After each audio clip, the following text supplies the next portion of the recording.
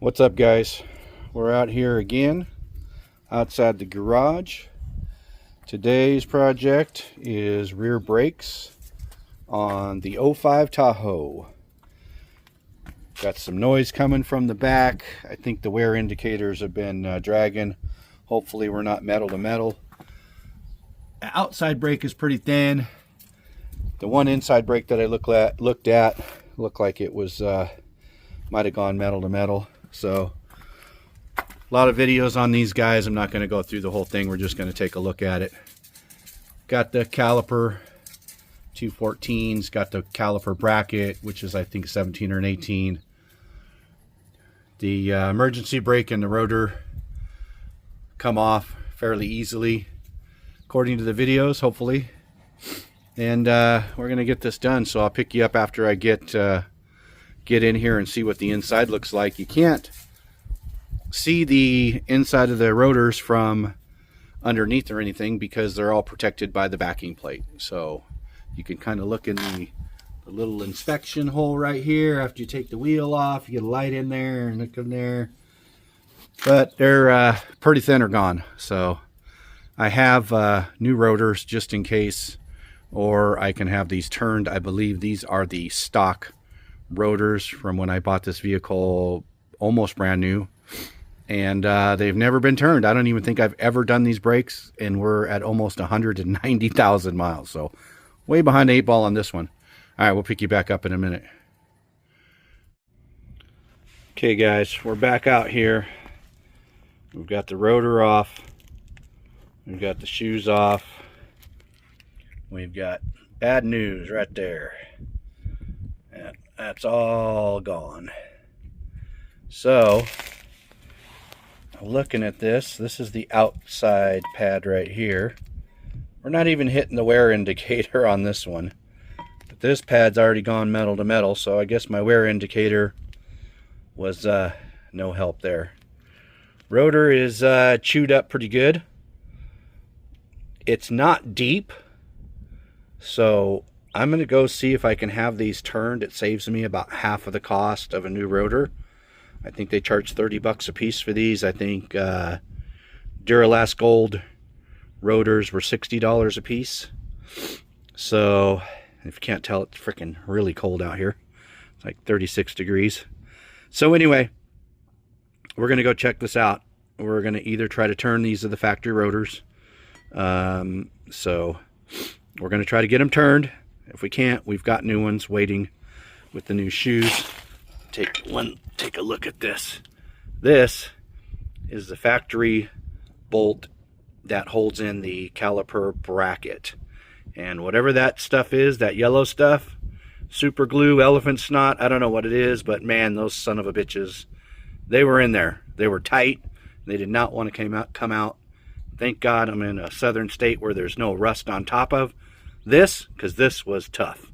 This was like almost ready to find out how to get an impact gun in there to get these out. But got a breaker bar, and I think this was an 18 millimeter socket, and got these suckers out. So onward and upward. This is the driver's side. I believe this is the one side that I did here that was bad. So we're going to check passenger side. Hopefully not as bad. All right, pick you back up in a minute. Okay guys, so we got the driver's side off, or the passenger side, excuse me. Look at how much pad is left on this side. And what I found out, that there's actually a wear indicator on the inside. On the other side, it had gone so long it completely broke the wear indicator off. So it must have been making a lot of noise. Just for clarification, this is no longer my vehicle. So it's no longer a vehicle that I drive all the time.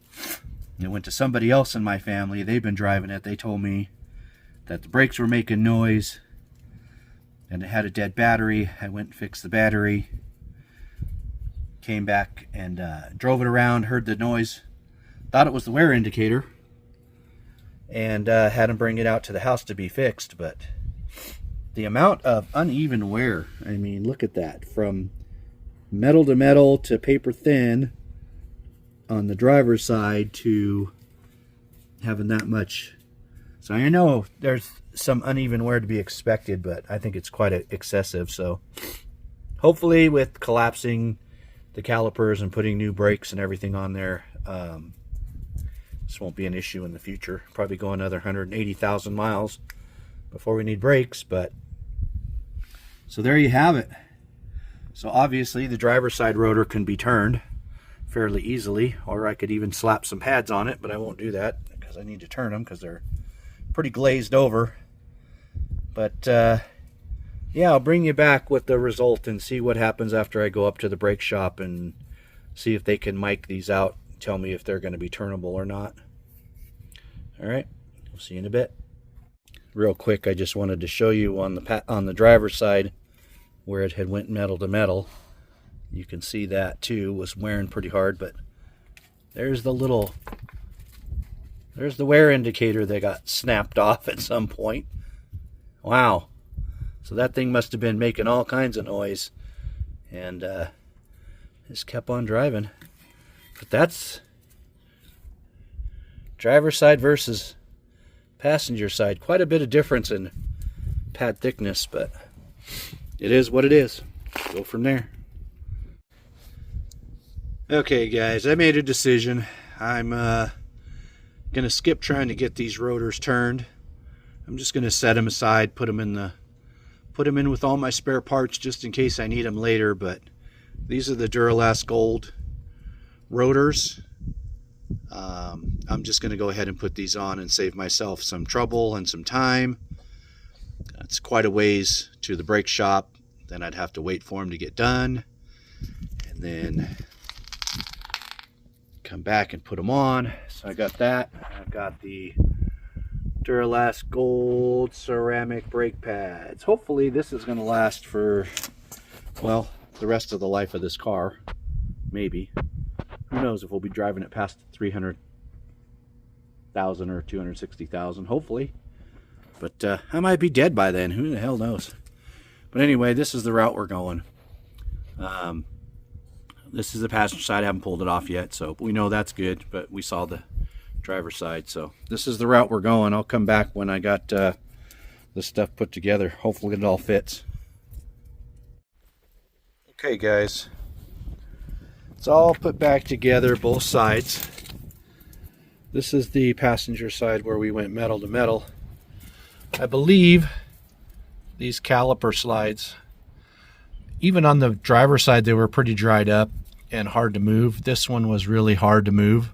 So I think it just might have been keeping the pad wearing on the rotor. It wasn't really releasing all the way and just kept pulling that wear. That's why we had that such uneven wear between the driver's side and the passenger side. So went through, took everything apart, cleaned everything up, put on all the new hardware, and that's it.